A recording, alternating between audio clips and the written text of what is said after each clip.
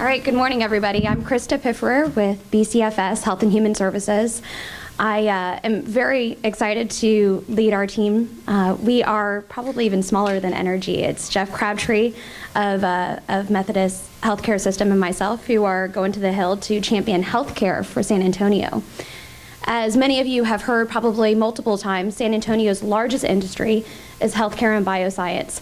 And one of the key partners that we have in growing this industry and growing our expertise is our military health system.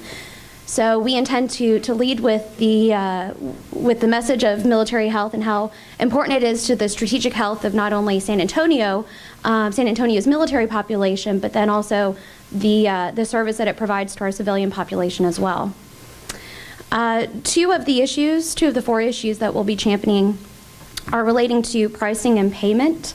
One of them is with regard to the sustainable growth rate formula, which is physician provider payments. You may or may not know this is sort of an issue that comes up every couple of years, and it gets down to the 11th hour, and physicians are left not knowing what their payment reimbursement schedule is going to be. So it's a really terrible business model and something that needs to be corrected so that we don't have more physicians that are bailing out of the Medicare system and out of medicine altogether. The other issue with regard to pricing is a issue that was brought about by one of our small business representatives in our Healthcare and Bioscience Committee.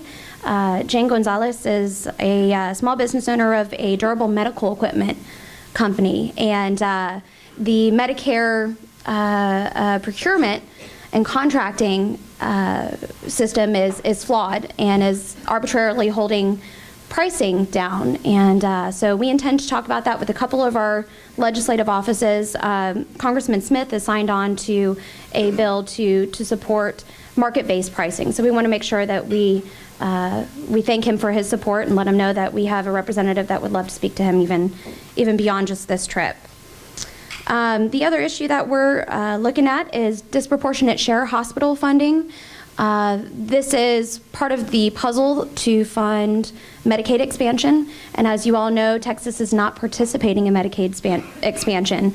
So our safety net hospitals are going to be doubly hit by still being required to provide care to our uninsured and uncompensated care patients with while they're also taking a hit in this funding as well. So we're going to be asking our congressional offices to support delaying those cuts for 2 years. We think that that's going to give us an opportunity to gather greater data to see how healthcare coverage through the federal exchanges is actually going to hurt or help safety net hospitals.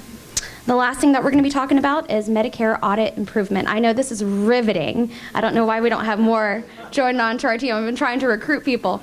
But this is actually really interesting. And Jeff, I hope that you don't mind that I'm going to steal one of your more salacious ways to describe this. But essentially, Medicare has hired the Gestapo, I believe is what you said, to and it's true.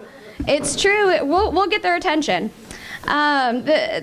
Medicare has contracted with these quasi-public-private corporations to come into hospitals at any time they want, numerous times throughout the year, placing really onerous auditing burdens on systems that are already audited very routinely, and they get paid per ding, essentially. So we'll be arguing for those in favor of healthcare and bioscience. Thank you.